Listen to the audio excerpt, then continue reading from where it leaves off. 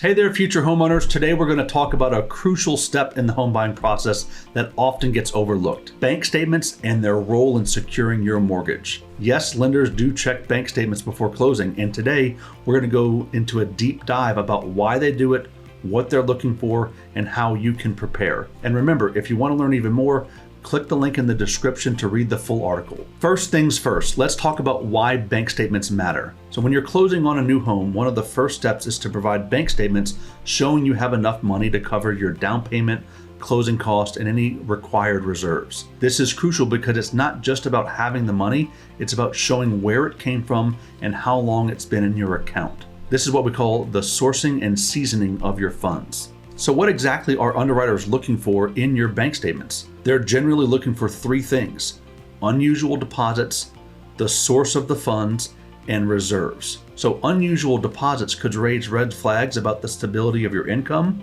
while the source of your funds shows where the money is coming from. Reserves, on the other hand, are just funds that you have on hand in case of an emergency. Typically, lenders will request 2 months of statements for each of your bank, brokerage, and investment accounts. However, deposits made into your accounts prior to the most recent 2 months are considered seasoned and generally do not have to be provided. This means that the money that's been in your account for a while, and it's not just a recent influx of cash that could potentially be unreliable, okay? So we want to see seasoned funds. When calculating how much you need in your account at closing, you should consider both closing costs and any reserves required by the loan program that you are using. So closing costs are the fees associated with finalizing your loan, and while reserves are funds that you have on hand in case of an emergency, it's important to note that while closing costs must be spent, reserves only need to be saved, documented, and accessible. Now, most loan types allow you to use gift funds for closing costs and/or reserves. However, these funds must be properly documented. The best way to accept gift funds is to have the donor wire the funds directly to the closing table. The gift giver must also sign a gift letter stating their relationship to you, the amount of the gift, and the understanding that the money is truly a gift and not a loan. Now let's tackle some frequently asked questions. So one that I get asked quite a bit is it okay to move money from savings to checking before closing?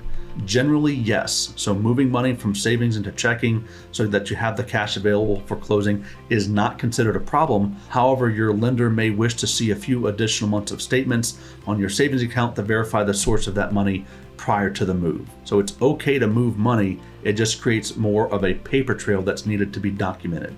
So how many bank statements will be required for mortgage approval? So most lenders will request 2 months of statements for each account. So your bank, retirement, investments accounts. So they could request more if they have questions about it, but that's generally the statement, is that it's about 2 months statements for each account. Another question I get asked all the time is, why do lenders need my bank statements? So lenders look at your bank statements to assess that your overall financial situation and your reserves. They want to make sure that you have enough money to make your mortgage payments in the case of hard times, and they also want to verify the source of any major deposits in your account.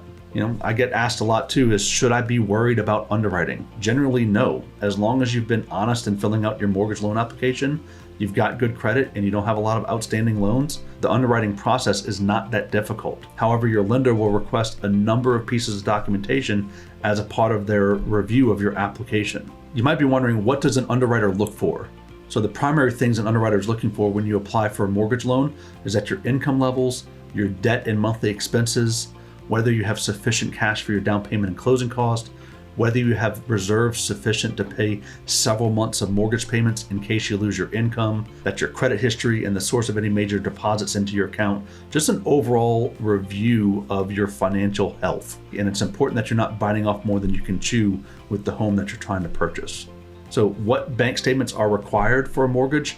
Generally speaking, we're going to want to see all of it. So we're going to want to see checking, savings, investment, retirement accounts. The more assets and reserves that we can show, the stronger your file will be. So there you have it, folks. Understanding the role of bank statements in the mortgage process is crucial to a smooth closing. Remember, it's not just about having the money, it's about showing where it came from and how long it's been in your account. If you want to learn more, don't forget to click the link in the description to read the full article. And if you found this video helpful, don't forget to like, comment, and subscribe for more real estate tips and strategies.